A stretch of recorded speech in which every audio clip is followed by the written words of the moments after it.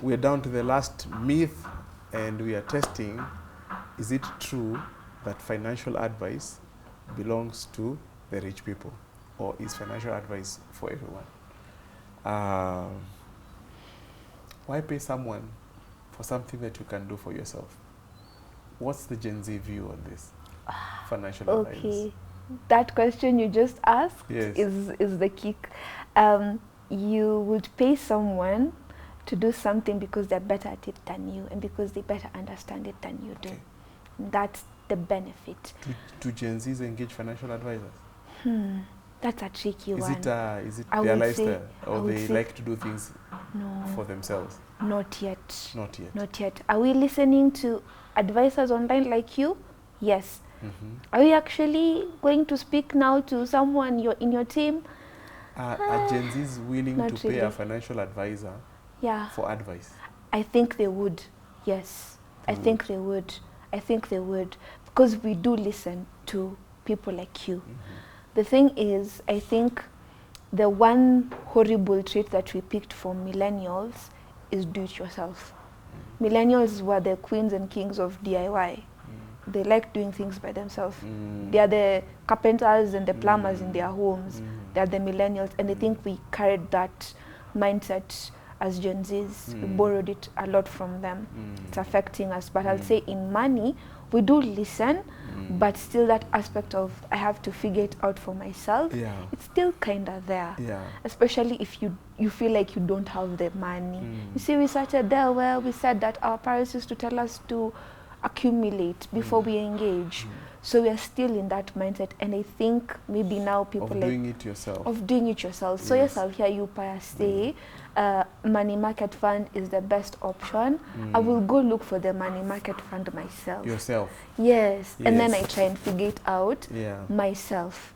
I won't engage you and say, Pius, kindly help me figure this out. Those conversations don't come from Gen Zs. Not really.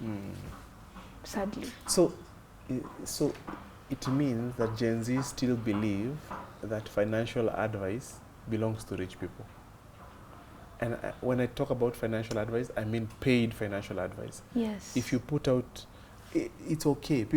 There are many Gen Zs following me online, and they hear what I say, and they probably even go ahead and action it.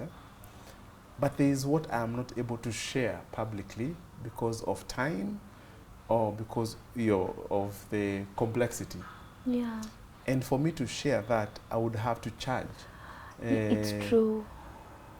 If I send out an invitation and I say I'm charging 10,000 shillings for 1 hour of my financial advice, my expertise, my experience for so many years, how many Gen Zs will show up?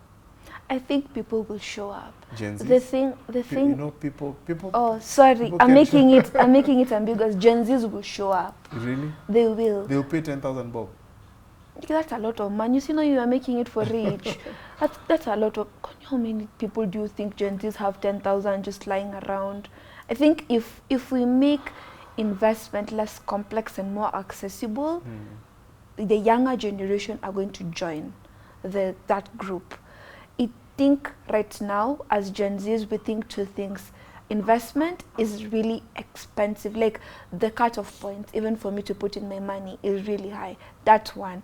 And number two, the jargon, the complexity of investment, the way it's packaged to us, it looks like I have to be someone else to be able to access this thing. But you see, if investment is made accessible and then it's made affordable, so many Gen Zs are just going to jump in that wagon. It's not going to be difficult to sell it to us because, like I said, we are money-centric as well. We want to see where our money is going to go to. We are thinking of intangible aspects. So investment is the most easiest thing to sell to a Gen Z, but you have to make it less complex, and then you have to show them how accessible it is for them. But to make it less complex, I need to offer financial advice. Then make it affordable. So we need to make it affordable. What is affordable to a Gen Z? Because again, that's what I'm saying. I'll say like is the myth is do Gen Z's view financial advice as belonging to the rich people. Yes. You know, Pius, can I tell you something? Yes. If you want to capture the Gen Zs, Yes. charge them what they would pay for a concert or sherehe. Charge them exactly that amount of money. They will see it as affordable. Like how much is that? Maximum that we can pay will be 4,500 max. That's the 4,500. yeah, that's the most expensive concert Yes.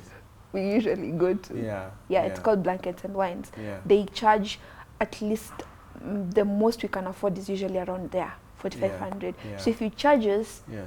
a similar amount to that or within that same bracket, most likely I'll pay for it. Because I know the value. But if you charge it too much money, then I'll be like, okay, this is for people who've worked for 15 years. Let's leave it then for but the then millennials. I have to do it for many people rather than one person, because one person it becomes very expensive. I agree. Yes. Then I think it's finding a more fair middle ground. Yes. Which is just okay, because you don't have to also charge it kidogo money, like 100 bob. That doesn't make any sense.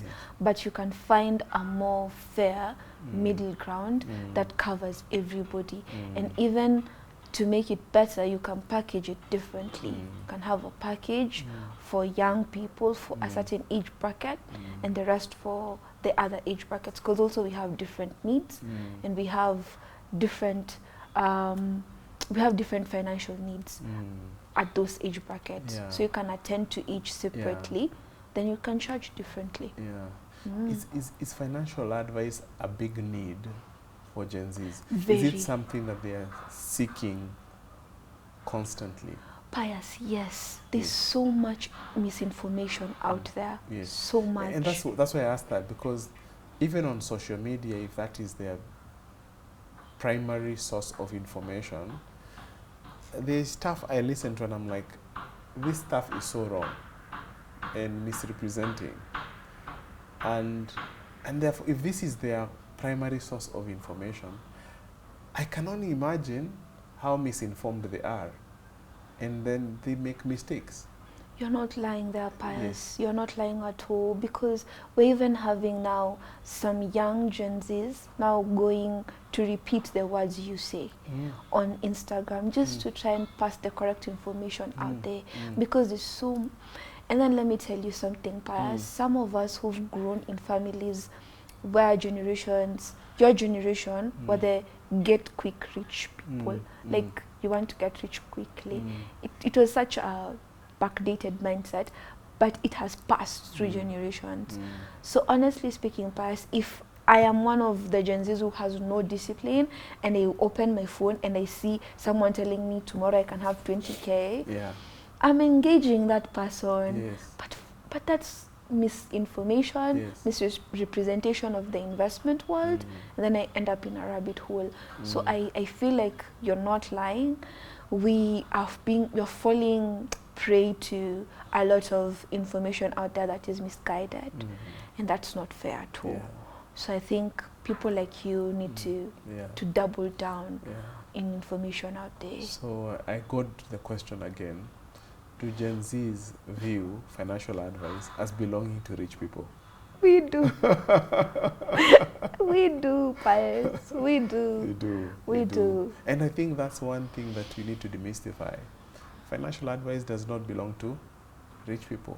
In fact, financial advice really belongs to people who are not rich, because they're the ones who need to become rich. Financial advice can 10x your money, just because I'll point you in a direction that you never have thought about. That's one. Number two, financial advice will help you to avoid mistakes, do-it-yourself mistakes. For me, I call it do-it-yourself disease. People just don't want to pay for financial advice, so they end up making such huge blunders and being part of Ponzi schemes when it was so obvious from the beginning they were being swindled. And And also, it's also important for us to be very clear that a lot of the free advice on TikTok is misaligned to your goals. And do you know, Pius, where this whole misinformation Ponzi thingy started? They hooked us. Yes. Kwanza us OGO Gen Zs. Okay, it started like this. You see, when we were finishing school and everything, and we were during COVID and there were no jobs, we had people, if I'm just going to say it because it's true, because most of us fell prey, you found people who are telling us that you could, they have these agencies where you write to exams for people and papers for people, and then they earn money, and then they will show you how they're living in this 40,000 rental. Yes.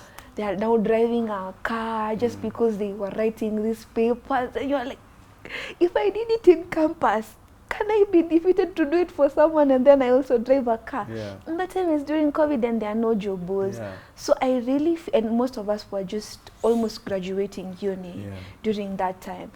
Let me tell you, Past, they hooked people during that time.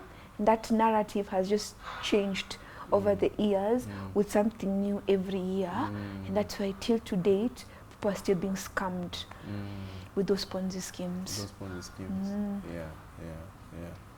So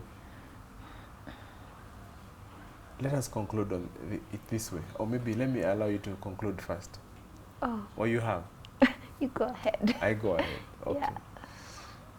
I think it's very clear. Financial advice is not just for rich people. It's even more important for those people who are on a journey to financial freedom. Why? Because financial advice can 10x your income, just being pointed in the right direction.